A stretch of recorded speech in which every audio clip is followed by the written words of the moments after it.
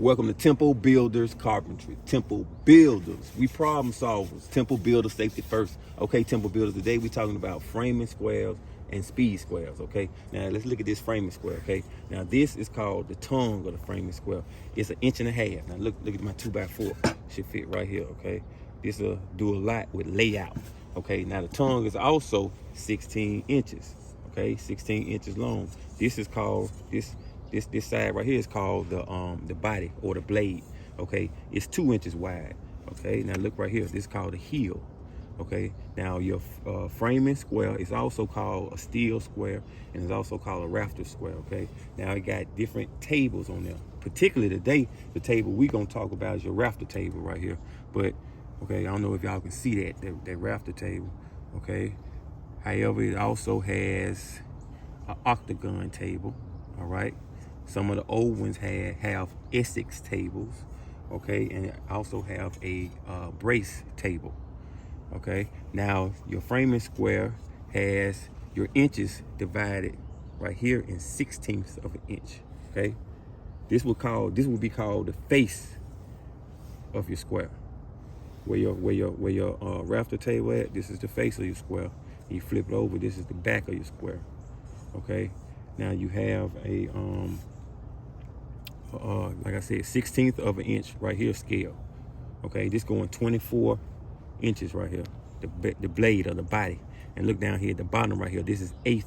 It has an 1/8 of an inch scale right here, okay? Then if you see right here, you got 1/16 right here, and you got an 1/8 over here. Let's turn it to the back. On the back right here, you got a 1/12 of an inch scale. Okay, now this 1/12 of an inch scale might be used for drafting and design, okay? Dealing with your drawing being drawn to scale, dealing with a foot. Now look over here. Let's see what we got right here. We got a 10th of an inch scale. Okay. Now let's put down this framing square for a minute. Let me pick up this speed square. Look at my speed square. I got this blue up here on the side because we're gonna talk about this a little bit more too. So on the speed square, you got a 90. Okay, this is where you pivot at. 45, 45. You can call this a T shape, right? A little fence where you can pivot it like a protractor. Okay, now we need to talk about what's labeled on these squares, okay? Because a lot of people don't know what these squares are talking about. There's a lot of numbers on here, and there's a lot of writing on here, and you probably don't know what it's talking about, okay? Let's talk about it. Now, in order to get an understanding of what these framing squares are talking about, also I want to know that the speed square is also called a pocket square, okay? So this is used for rafters as well. Now both of these tools, I can have a whole nother channel on framing square alone, because it can do multiple tasks, okay? The framing square is this is one of my favorite tools besides the plumb bob. Framing square and the plumb bob are very valuable for a carpenter, okay? Let's get back to the topic. All right, now in order for y'all to understand what these tools do, we're going to talk about the roof system, okay? Now what you seeing right here with this roof system, this is a intersecting roof, okay? It's an intersecting roof because right here you have this is called a hip roof. This section of the roof is called a hip roof. It's called a hip roof because it has 4 sloping sides. Look right here, this 1 sloping side, there's 2 sloping sides, 3, 4. See, if I was to break this apart just like that, pop, you got 2 types of roofs, right? This is a hip roof. This right here is a gable. It's a gable roof. See, it just got 2 sloping sides. Okay, 1, 2.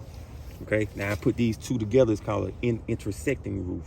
Okay, with it's a hip and a gable. Now, if you live in a house, or I'm pretty sure you're seen houses. Okay, what we're doing here, what you're looking at right here is if you rip the shingles off your house, or if you got metal roofing, take the metal roofing off, take the underlayment off, take the roof decking off, and you get to this right here. This is your framing. This is stick framing, okay? This is your roof system. It's made up of rafters, okay? Now, back to the framing square. Now, like I said, this video is gonna have to be done in parts because, like I said, we can talk about the framing square all day. But we're gonna start with the rafter table over here. Okay, you got the rafter table with these numbers. I don't know if they can see that. But it start off with common rafter length per foot run. Okay, and it said common rafter. What is that? Hip or valley. Okay, now look right here. I blew it up for y'all. Common rafter length per foot run. Okay, now what is a common rafter? Now you look down here. Look right here at my gable roof. My gable roof, the rafter is running from, you can call this right here, this your double top plate. Because you know below this is your studs. This is my roof system. So this is your double top plate. Your common rafter runs from the double top plate to your ridge board. Okay? It just has this miter cut on it. Okay, which called the ridge plumb cut. Okay, that's a common rafter. Look right here. I have another common rafter right here. This runs from our double top plate up to the end grain of the ridge board. That's why this one is called a king common rafter. It's hitting the end grain of this ridge board. Okay, so any rafter that runs like that, okay, from the double top plate to your ridge board, like this one right here, double top plate to the ridge board, common rafter. Even over here, look right here, double top plate to the ridge board.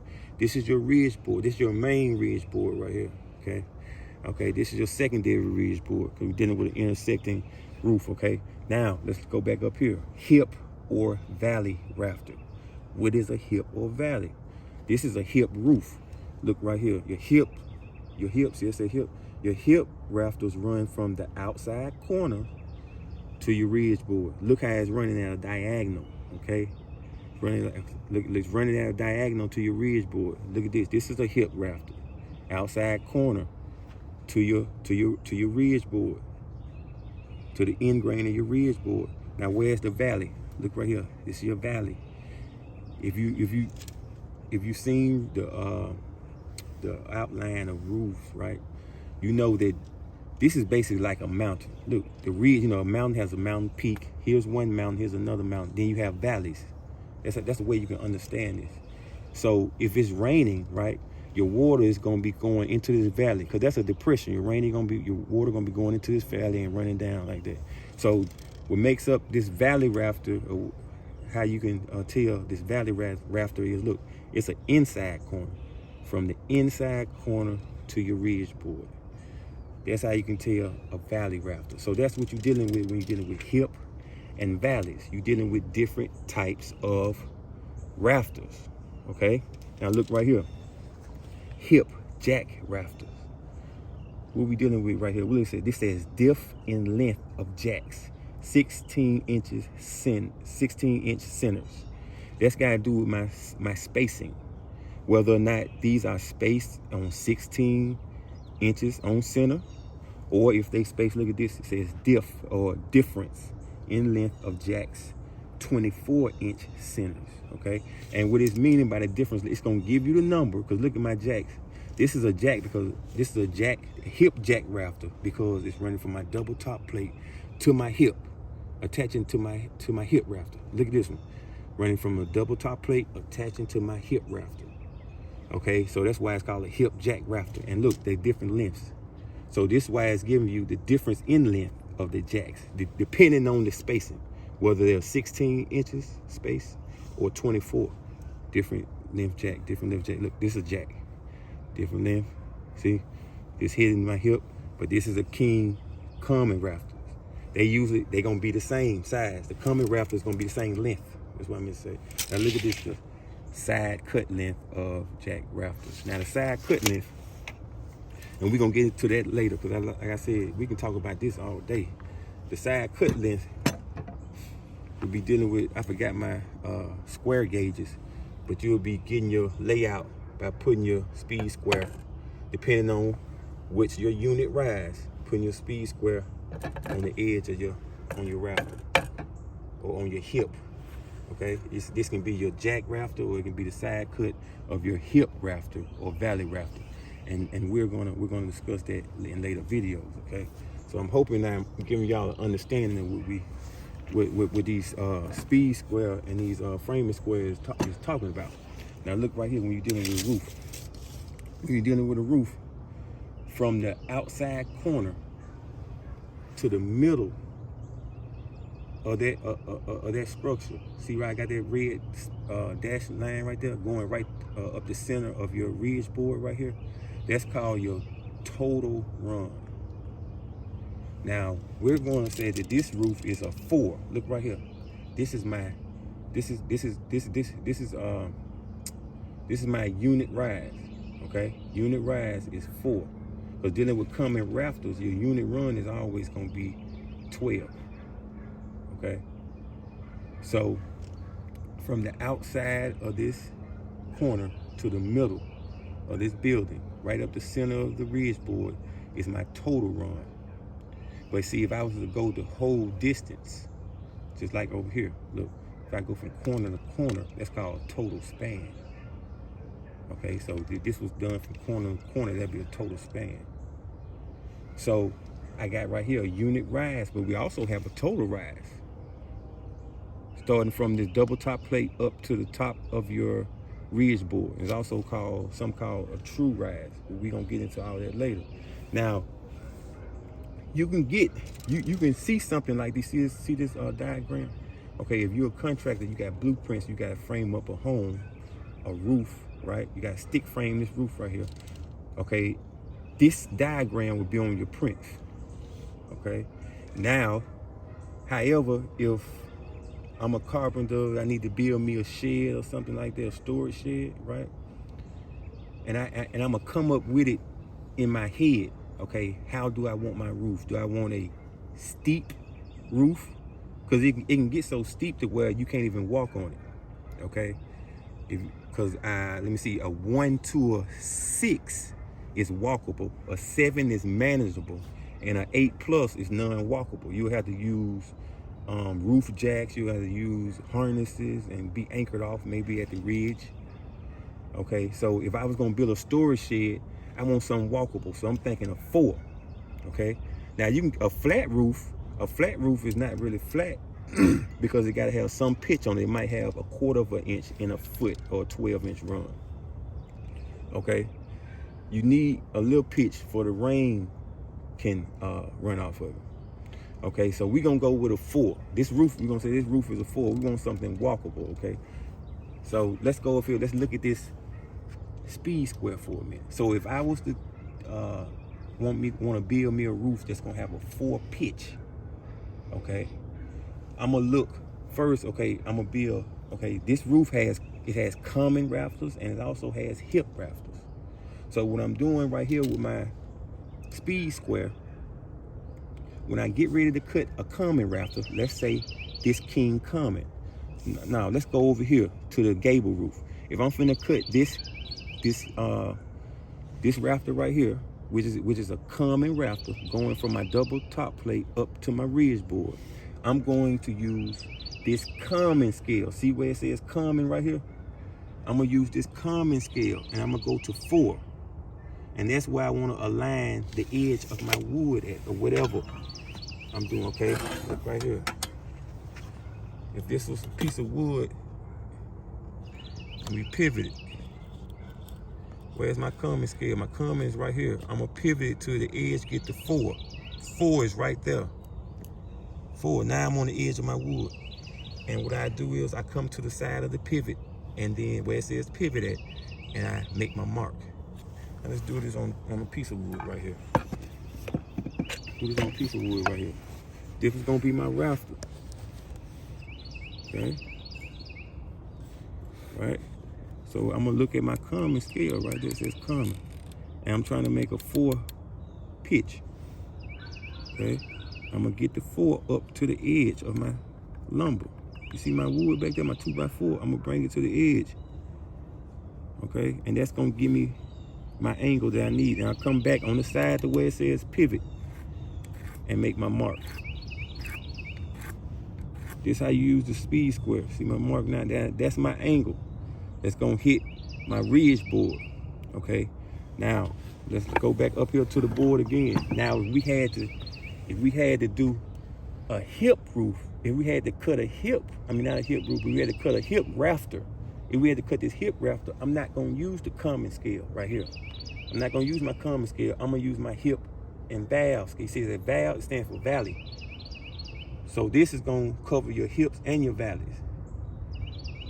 So if I had to cut this rafter here, I'm gonna use the 4 on this scale. I'm gonna use the 4 on this scale right here, hip and valley. Let me show you that. So it's a piece of wood. So I get this. Let me see what my hip and valley. Here go my hip and valley scale. I gotta get 4 right here. See? I get the 4, put it on the edge. Put it on the edge right there and make my mark over here on the pivot side. These 2 lines are not the same angle. They might be close, but they are not the same. Okay?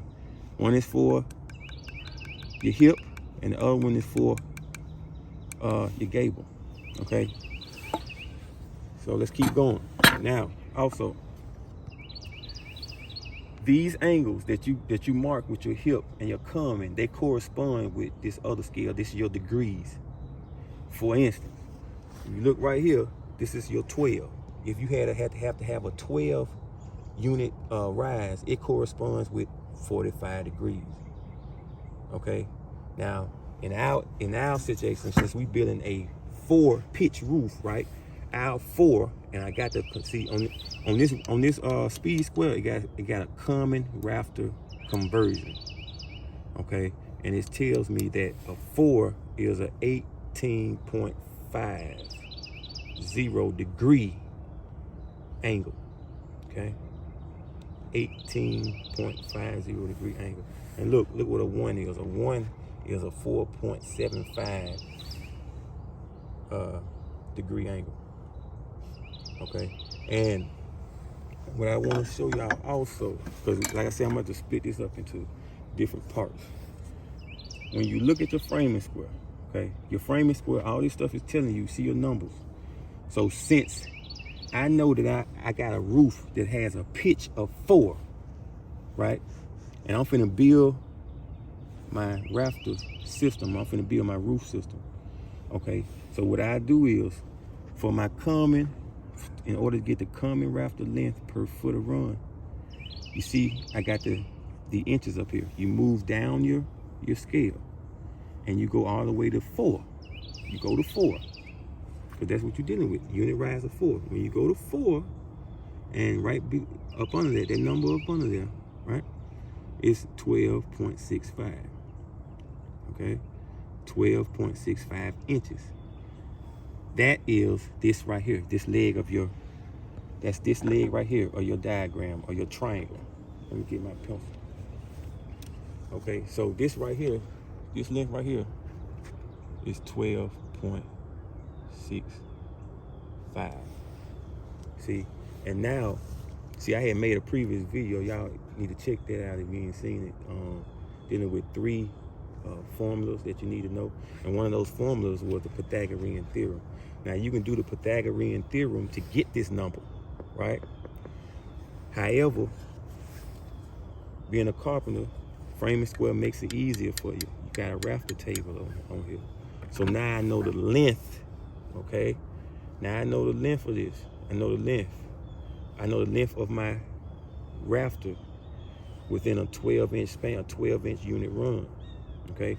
So now we dealing with, like I said, over here, I know that this rafter right here, this common, because we're dealing with the common, this common rafter is for every foot I go this way, or 12 inches I go this way, my rafter is going to be going 12.65 inches, moving towards my ridge board. Okay, now let's talk about this. A lot of your framing squares, right, have 12.65. Now 12.65 is the decimal equivalent to a fraction, right? Because the 12 is your inches. The 0.65, you don't have it on your tape measure, right? You're trying to transform that into a fraction, because you're dealing with fractions, right? So all you have to do is take the 0.65 and times it by 16, because I'm usually dealing with 16th of an inch, or you can do it by 8. Let me get my calculator out right quick. Okay, so when y'all hold on for a second. So when let's do this one. I'm finna go back to, let's go to 16.88. So what you'll do, you take, see, it's already 16 inches. You take the 88.88 times 16, and that equals 14. You take that 14, so it'd be 14/16, and you can reduce that. So it'd probably been best to go with the 1/8 of an inch. So you'd be 16, 16 inches and 14/16, it reduces to 7/8. So for this right here, which is 12.65, so let's do 12, not 12, my bad, let me take that back. The 0.65, because we know the 12 is already 12 inches, it's straight.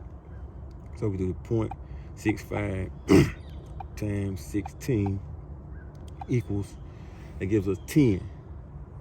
So we got 10.4.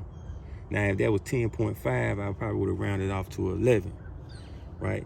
But it's 10.4, so it's gonna be 10/16, and 10/16 will reduce to what? 5/8, right? So that turns into what's that? 12 and 5/8 right here, because it was what I said it was 12 and 10/16. Yeah, so 12 and 10/16 reduces to 12 5/8. So that's how you do this here. If you get, because some of the framing squares got the decimal, inch and feet, or some of them have the fractions on there.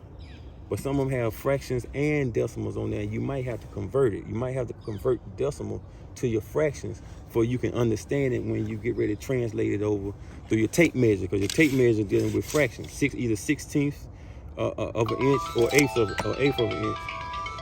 Okay. What else I want to say? Okay, now, I want to explain this too. Let's say that if this was a 12-12, right? Because hopefully y'all getting an understanding of this. We're gonna go deeper into this. Okay. Now, if this was let's say if this was a 12-12, right? I'm gonna show y'all something. Okay, this was a 12-12, right? We got 12-12, right? So we know, according to this, our framing square, we go to 12. We go to 12. And it got 16.97, okay, which gonna translate over to that. You can round it up to your 17, okay, your 17. So, I mean, you gonna have to just follow me on the rest of the videos. I just put it like that. Y'all just follow me. We're gonna go into either 4 or 5 different parts. I'm gonna go deeper into this. Okay, so if you like the information, hit the like button, subscribe, hit the notification bell, become my apprentice. Temple build.